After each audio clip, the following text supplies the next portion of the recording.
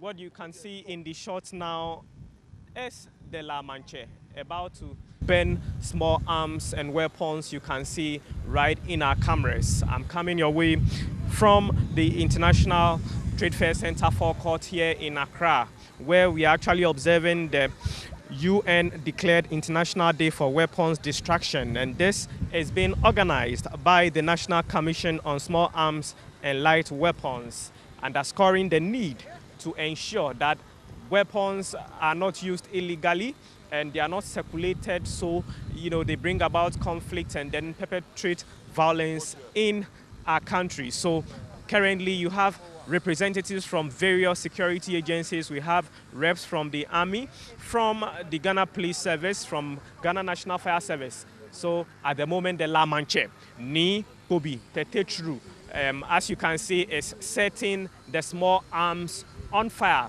Very soon, I shall be talking to some officials to know exactly the relevance of organizing events like this.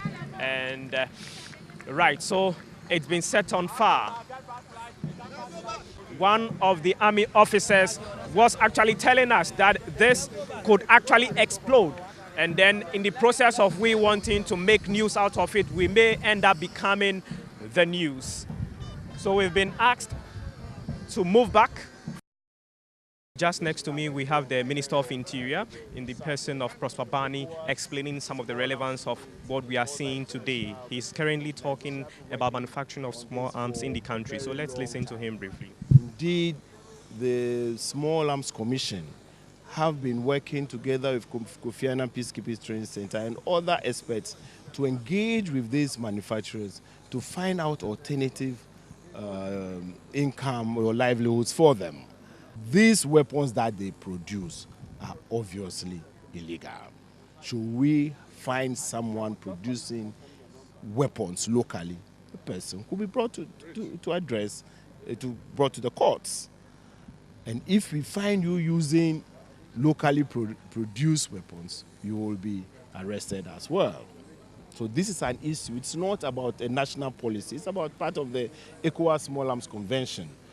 We are with the Executive Secretary for the Small Arms Commission, Jones Apple. He'll be explaining to us some of the technicalities involved with marking of weapons and handling of the weapons and all that, and the relevance of we marking this day in the first place. Welcome to Metro TV, sir. Thank you. So what exactly are we witnessing?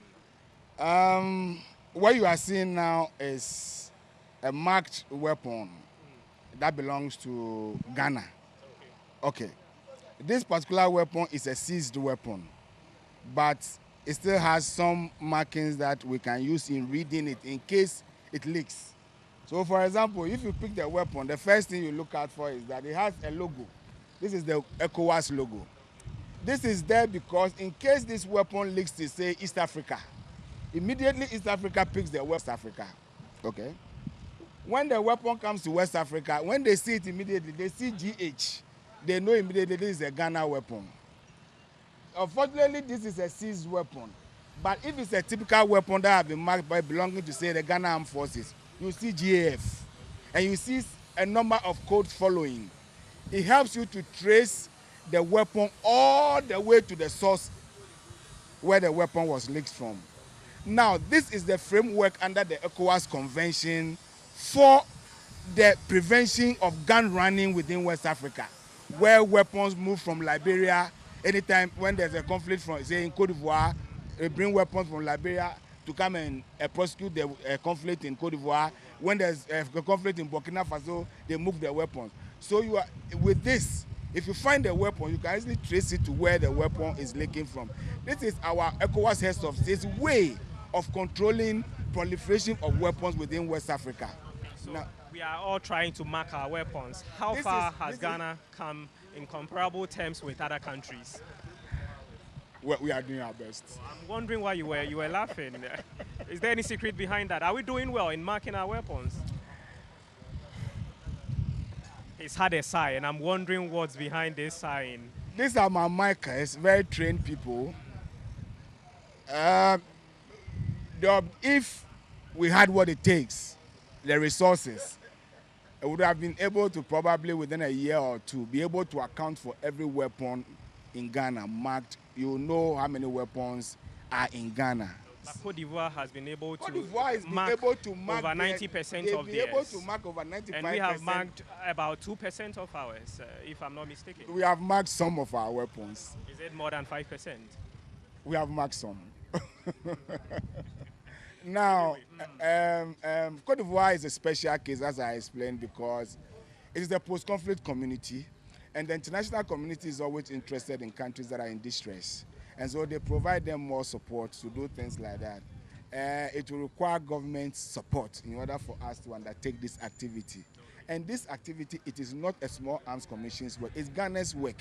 If we are able to do it, it will save government, it will save the security services, it will also prevent adventurers within the system to want to steal weapons. What's the situation? Are we safe? Oh, Because we are recently safe. we've been We are- hearing or even reporting on I issues tell you where what, one thing small that I weapons are believe- being shipped from and one one point thing to that I believe that is sustaining Ghana is the discipline and the professionalism of our security forces.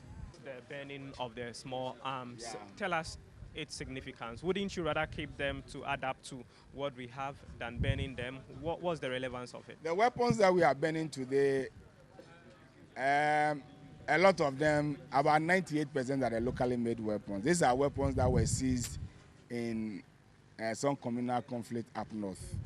And we brought them down for distraction. Well, first of all, these are not weapons that you can give to the security services or weapons that can be used by traditional mainline security services, so it must be destroyed. Why is it being destroyed? It's being destroyed because if you don't destroy them, they might leak back into the society. This year being an election year, the Small Arms Commission, with the support of the Ministry of Interior, decided to mark the day on two levels. First of all, as a sensitization and awareness creation gig to communicate to Ghanaians about the needlessness of weapons in solving problems. Because no matter how you use weapons, eventually you have to come back to the the discussion table to come and negotiate your grievances, etc., give and take. So that is first point. The second point is also ensure that these weapons are free up, they are destroyed, and then where they are being kept in military and police armories, we free up their space for them to use their space to keep something worthwhile. We are hoping that there wouldn't be a situation where people will be seen moving small weapons from one point to the other and using them to perpetrate violence. And you and I can contribute in making this successful to make this country violent-free and peaceful as it's been for years. This is Gabriel of Torgbor-Ashong reporting.